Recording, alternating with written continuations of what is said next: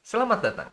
Kembali lagi bersama saya, Niki Satmaka, di Okta Investama Berjangka Weekly Market Outlook. Weekly Market Outlook ini kami persembahkan untuk membantu para trader sekalian mempersiapkan minggu tradingnya, karena kita tahu bahwa persiapan adalah salah satu kunci kesuksesan trading. Sebelum kita mulai Weekly Market Outlook untuk periode 20 hingga 24 Juni 2022 ini, saya akan memperlihatkan terlebih dahulu slide disclaimer, mohon dibaca untuk sejenak.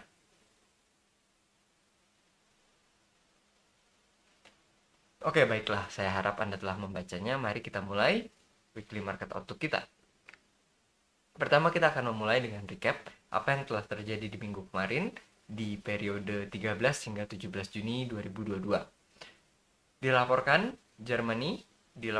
Jerman inflasi harmonized inflation-nya tidak berubah di 8,7%. Lalu dari Inggris, unemployment claimant count juga berkurang sebanyak 19.000. Ini lebih sedikit dari sebelumnya, perkiraannya di 49.000. Jadi jumlah orang yang mengajukan klaim unemployment benefit semakin sedikit. ECB mengumumkan bahwa mereka akan mengimplementasikan skema ya untuk menangani risiko fragmentasi dari berbagai negara Eropa yang berbeda itu. Dan ECB juga mengumumkan bahwa kemungkinan di bulan depan akan meningkatkan suku bunga sebanyak 25 basis points. Sedangkan di minggu kemarin, Amerika sudah meningkatkan suku bunganya sebanyak 75 basis points. Nah, peningkatan ini di atas ekspektasi, di mana ekspektasinya adalah peningkatan sebesar 50 basis point. Jadi ini lebih tinggi dari yang diperkirakan ya. Lalu dari Australia terdapat laporan unemployment rate yang masih stabil di 3,9%, namun jumlah employment-nya juga bertambah cukup signifikan sebanyak 60.000. Ini di atas ekspektasinya, perkiraannya yang ada di 44.000. Jadi ini merupakan berita yang positif ya bagi Australia. Lalu emas kelihatannya saat ini sedang dalam kondisi yang lemah. Di awal minggu melakukan tes yang menurun meskipun akhirnya kembali meningkat sedikit demi sedikit setelahnya. US 30 pun membentuk dead cat bounce dan telah akhirnya menembus low bulan Mei. Jadi ini sudah merupakan low, membuat new low di tahun 2022 ini. Oke. Oke, itu merupakan recap di pekan lalu. Lalu kita akan memulai dengan jadwal apa saja berita terjadwal di minggu ini. Pertama kita mulai di hari Senin, 20 Juni 2022. Perlu diingat kembali bahwa waktu ini adalah waktu Indonesia Barat, yaitu C+7. Jadi bila kita lihat di 8.30, pasar China terdapat laporan suku bunga. Jadi dapat kita lihat suku bunganya China akan diperlakukan seperti apa. Saat ini suku bunganya ada di 3,7%. Lalu di pukul 1 siang, Euro ada di Eropa akan ada laporan Producer Price Index dari 2,8%, diperkirakan akan sedikit meningkat ke 3,3%. Ini adalah ya, termasuk salah satu matriks inflasi ya. Lalu di hari Selasa, pada pagi hari pasar Australia akan ada announcement, akan ada speech dari RBA. Oke, RBA Governor Lowy. Lalu berikutnya di malam hari, pukul 7.30 malam, pasar Kanada akan ada laporan retail sales yang sebelumnya di angka 0% dan diprediksi akan meningkat ke 1,8%. Lalu berikutnya di hari Rabu 22 Juni 2022 akan ada laporan monetary policy, laporan kebijakan moneter dari BOJ di pukul 6.50 pagi. Dan di pukul 1 siang akan ada laporan Consumer Price Index. Ini juga merupakan salah satu matriks inflasi, diperkirakan meningkat dari 9% ke 9,8%. Pukul 7.30 malam juga akan ada laporan inflasi untuk Kanada, perkiraan sedikit meningkat dari 5,7% ke 5,9%. Berikutnya di hari Kamis, yang cukup ramai, di pagi hari dari pasar Australia akan ada laporan S&P Global Manufacturing PMI, ini dari berbagai negara. Untuk Australia diperkirakan meningkat dari 55 poin, menurun dari 55,7 ke 54,7. Dan pada sore harinya juga akan ada laporan yang serupa dan untuk Eropa. Dimana untuk Eropa perkiraannya juga sedikit menurun tapi relatif masih lebih stabil ya, 54,6 ke 54,5. Namun lain halnya untuk sektor jasa, sektor jasanya menurun dari 56 ke 55. Oke, ini dapat dilihat dari Eropa dan Inggris juga. Lalu pada malam harinya dari Amerika akan ada laporan initial jobless claim, oke, pengangguran ya. Sebelumnya ada di 229, lalu pukul 8.45 akan ada laporan S&P Global Manufacturing juga, di mana untuk Amerika prediksinya adalah sedikit menguat dari 57 ke 57,3. Lalu berikutnya dari sektor jasa juga menguat 53,4 ke 53,5. Dan di pukul 9 malam nanti Fed Chairman Jeremy Powell akan memberikan testimoni, akan memberikan speech.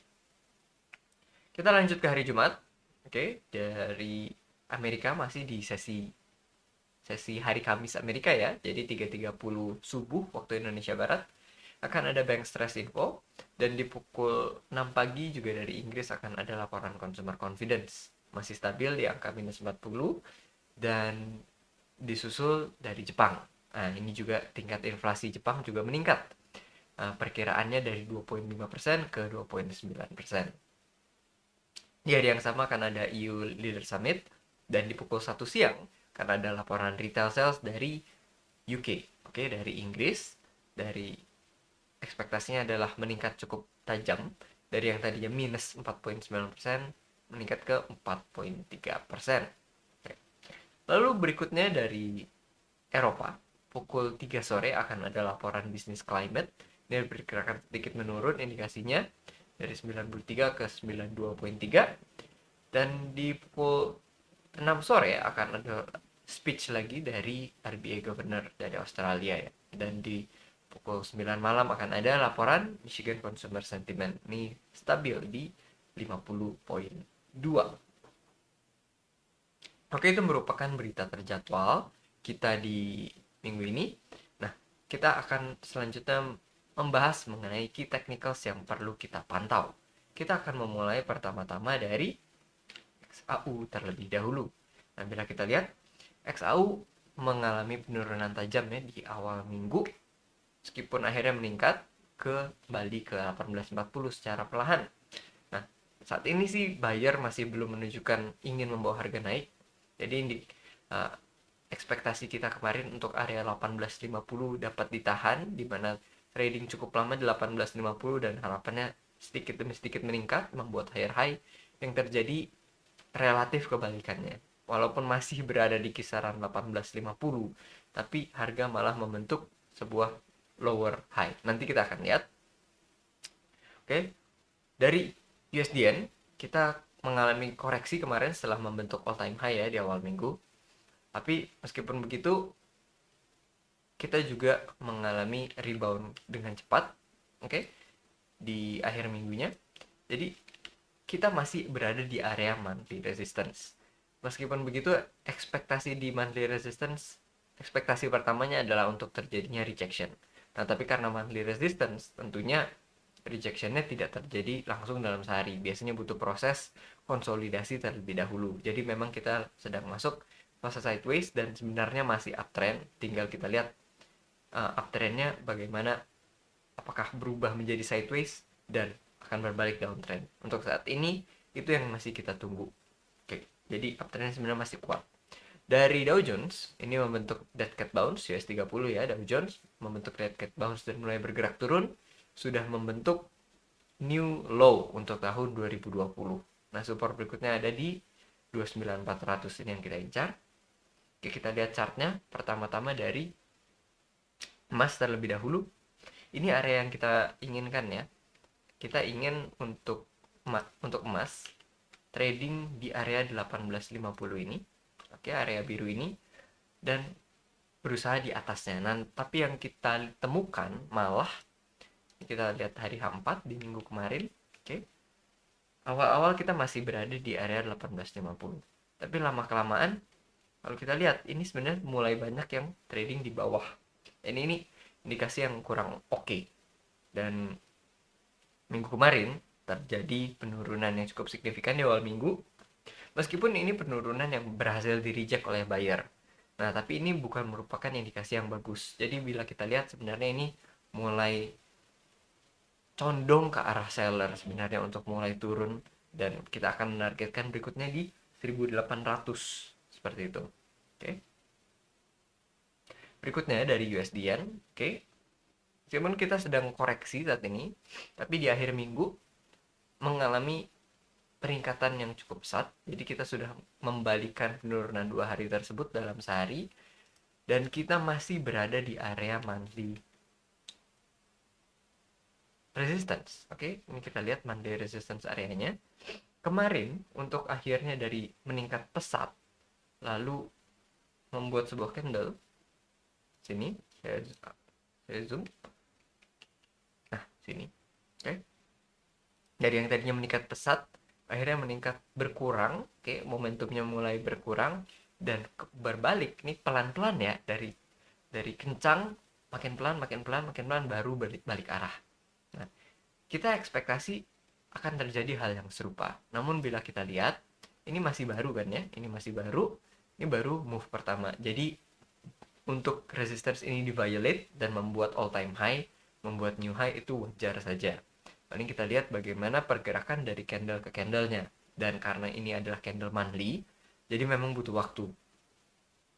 Nah, jadi wajar saja bila kita dalam candle daily-nya nanti masih mengalami penguatan. Karena memang dari candle daily, trennya masih sangat kuat. Dan untuk nanti bergerak ke monthly, biasanya kita akan lihat di sini mulai membentuk sideways. Ini adalah sebuah indikasi sideways. Ini juga indikasi sideways. Nah, kita untuk sementara range-nya masih di 13540 ini hingga 131. Nah, kita lihat nanti perkembangannya gimana. Untuk saat ini ekspektasi kita nantinya adalah untuk ada rejection dari seller. Lalu berikutnya dari US30, oke. Ini dead cat bounce sudah confirm bahwa minggu kemarin kita dibuka gap down dan langsung menurun. Dan area low di bulan Mei pun sudah ditembus, dan kita nantinya akan menargetkan area 29.000. Oke, area dimana ini yang sebelumnya adalah resistance ditembus dan menjadi support. Nah, ya kita lihat bagaimana harga bereaksi di area tersebut nantinya. Nah, jadi ini sebenarnya merupakan koreksi, dan kita jangan terlalu melawan trennya. Jadi kalau memang sedang downtrend, kita ikuti downtrendnya. Tapi bagi yang ingin melakukan investasi jangka panjang, menahan dengan jangka panjang, sebenarnya ini juga merupakan opportunity yang bagus. Karena bila kita lihat dalam time frame daily, hanya 6 bulan terakhir, 7 bulan terakhir, itu memang adalah downtrend dan kita sebaiknya mencari posisi jual. Tapi bila kita melihat dalam jangka panjang, monthly, weekly, dan monthly, ini sebenarnya merupakan sebuah koreksi yang nantinya berkemungkinan untuk balik kembali. Nah, jadi ini juga sebenarnya merupakan opportunity untuk buy on weakness. Tapi harus dicamkan bahwa time frame yang lebih besar, stop loss-nya juga lebih besar. Jadi harus menyiapkan margin yang lebih kuat. Seperti itu. Oke, baiklah, itu merupakan weekly market outlook kita di minggu ini. Tradinglah dengan disiplin. Happy hunting traders.